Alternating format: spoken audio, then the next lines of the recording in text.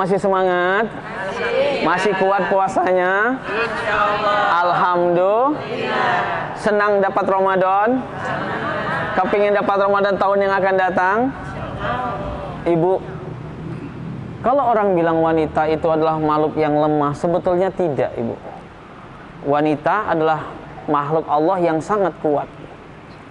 Tanpa wanita yang kuat, suami tidak akan pernah berhasil, Ibu. Tanpa kekuatan doa istri, suami juga tidak akan pernah mendapat naungan rahmat dari Allah Subhanahu wa Ta'ala. Jadi jangan dibilang istri yang di rumah tidak punya pengaruh untuk rezeki suami. Ketika seorang istri mengangkat kedua tangannya kepada Allah, baik dalam salat duha kah, salat hajat kah, seperti Sayyidatuna Khadijah. Khadijah ketika Nabi keluar, Khadijah mengangkat kedua tangannya dan berdoa, Allahumma sallim Muhammadan, Allahumma hafadz Muhammadan, Allahumma rzuq Muhammadan. Ya Allah, jaga suami hamba Muhammad. Ya Allah, lindungi suami hamba Muhammad. Ya Allah, berikan rezeki suami hamba Muhammad. Dan ketika suami kita pergi kerja, Ibu, iringin dengan doa yang sama. Ya Allah, jaga suami hamba, lindungi suami hamba, selamatkan suami hamba, dan luaskan rezeki suami hamba. Karena sesungguhnya rezeki istri memiliki sangkut pautnya dengan rezeki suami. Begitu juga sebaliknya. Dan rezeki anak juga memiliki sangkut pautnya dengan rezeki orang tua. Kita mengenal ada anak yang bertuah, punya anak 3, anak pertama hidupnya biasa-biasa, anak kedua ekonominya naik, anak ketiga juga biasa-biasa saja. Ketika ditanya anak keberapa yang anak itu mendapat julukan anak bertuah, dia menjawab anak yang kedua. Kenapa? Ketika saya punya anak yang kedua, istri saya hamil anak yang kedua, rezeki saya meningkatnya luar biasa. Padahal Ibu, setiap anak itu dalam agama Islam adalah bertuah. Tidak ada anak yang tidak bertuah. Rezekinya sudah diatur oleh Allah Subhanahu wa Ta'ala. Sama dengan istri. Semua istri itu bertuah, Ibu. Kapan istri itu tidak bertuah? Ketika suami tidak pernah bersyukur memiliki istri. Ketika suami tidak punya sifat qanaah ketika memiliki istri. Jangan pandang istri saat ini yang sudah tua, Ibu. Jangan pandang keriput kulitnya, putih rambutnya, tapi pandang 20-30 tahun ketika dia berjuang untuk mendapatkan istrinya. Ibu, kita masuk pada sesi tanya jawab. Yang mau bertanya, saya persilahkan sebut nama, majelis taklim. Silakan Ibu. Assalamualaikum warahmatullahi wabarakatuh. Waalaikumsalam warahmatullahi wabarakatuh. Nama saya Agustini dari Majelis Taklim Mabas Tadib. Saya ingin bertanya, seandainya Ustadz sebagai seorang istri dan ibu kepada anak-anak dan anak-anak suami meninggal di usia anak kecil-kecil, seberapa lama sebagai seorang ibu mendidik anak-anak hingga usia berapa gitu? Baik Ibu. Alhamdulillah, ini pertanyaan bagus sekali, ya. Ada seorang istri yang suaminya sudah meninggal, ataupun mungkin suaminya masih hidup, karena perempuan itu adalah sekolah pertama untuk anak. Al-ummu madrasatul ula lil aulad. Ibu adalah sekolah pertama untuk anak. Dari mana letak sekolah pertamanya, Ibu? Mulai dari dalam rahim. Ada at-tarbiyah qabla al-wiladah, ada at-tarbiyah ba'da al-wiladah. Ada pendidikan sebelum melahirkan dan ada pendidikan setelah melahirkan. Pendidikan sebelum melahirkan itu dimulai dari mana, Ibu? Dari makanan yang baik, minuman yang baik. Ibu ketika mengandung suka baca Al-Quran enggak? Suka baca sholawat enggak? Ada juga dia seorang istri, dia mengandung, dia hamil, yang diputarnya apa, Ibu? Yang diputarnya lagu India, yang diputarnya lagu-lagu dangdut, ya. Tapi pendidikan dalam Islam, at-tarbiyah qabla al-wiladah, pendidikan sebelum melahirkan, maka istri sering membaca doa untuk kandungannya. Ya Allah, sehatkan anak hamba, lahirkan dalam keadaan yang sehat, sempurna ya Allah, mudahkan ya Allah. Ini pendidikan qabla al-wiladah, pendidikan sebelum melahirkan. Dan ketika anak ini lahir, ada pendidikan ba'da al-wiladah. Ada pendidikan setelah melahirkan. Diawali dengan apa? Azan. Anak ini diazankan, anak ini diiqomahkan. Itulah pendidikan pertama manusia mendapat perkenalan dari orang tuanya tentang Rabbnya, Tuhannya, ketika ayahnya mengazankannya dan mengiqomahkannya, Ibu. Lalu anak ini tumbuh besar, sampai kapan batas kita mendidik anak? ketika anak laki-laki ibu, dalam hadis Imam Muslim dikatakan hatta ayyablugha, sampai dia balik. Anak perempuan sampai kita carikan dia jodoh atau sampai dia menikah. Lalu ketika anak laki-laki ini sudah balik, apakah kita lepas untuk mendidiknya? Tidak. Kita masuk pada fase yang kedua. Fase pertama mendidik anak. Fase yang kedua apa? Menasihatin anak. Ketika anak kita salah, dia sudah SMA, dia salah, dia sudah kuliah, dia tinggalkan salat, kita nasihatin. Atau dia keluar rumah nggak menutup aurat, kita nasihatin. Karena nasihat ini nggak ada batasnya, ibu.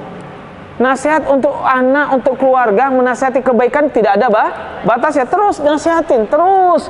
Walaupun terkadang anak kita membuat kita sakit hati, membuat kita sedih. Karena beda, anak-anak sekarang dengan anak-anak dulu beda, ibu. Saya kasih contoh. Bapak saya guru SMP. Di rumah ada tamu. Saya ikut duduk dengarkan orang tua ngobrol, ibu. Nggak sampai 1 menit, bapak saya mandang saya kabur, ibu. Takut.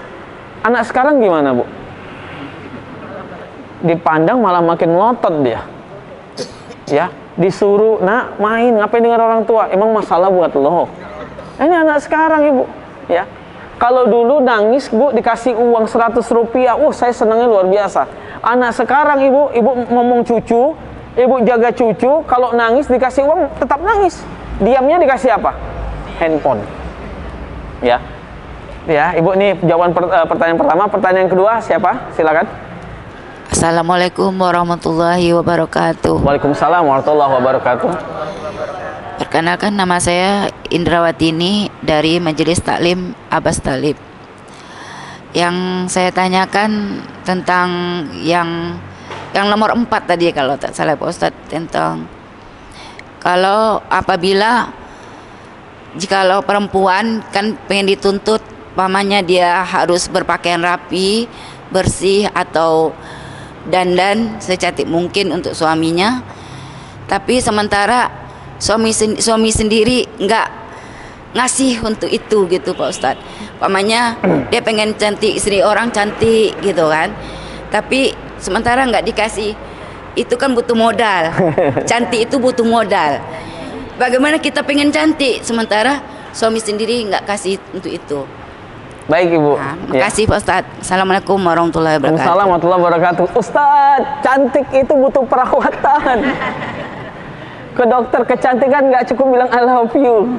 Ya, bu, beli beras cukup nggak bilang saya mau beli beras I love you ya. Beras dibawa kan nggak cukup, ibu. Butuh modal ya. Ini ibu-ibu sekarang ini memang pintar-pintar, ibu. Sebetulnya gampang, ibu, kalau mau cantik main TikTok, bu.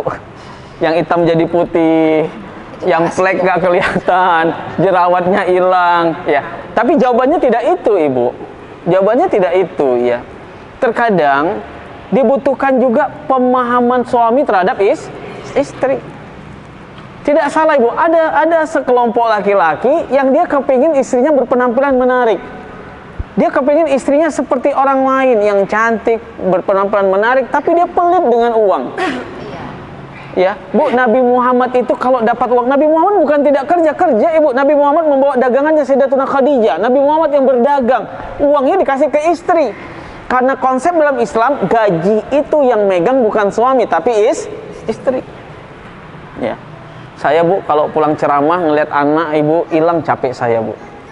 Tapi ketika ngelihat istri agak capek. Kenapa? Asal pulang, abang, mana amplopnya? Ya. Ini canda, ibu. Jadi tidak salah ketika istri berkata, papa, abang, mas, adik disuruh ini, tapi nggak dibelikan ini, juga salah. Makanya ada suami, 5 kelompok suami yang dilaknat oleh Allah, malaikat, Rasulullah, dan manusia. Bukan hanya perempuan, ibu. Ya. Ketika salah satu dari 5 ini apa? Suami yang pelit terhadap istri.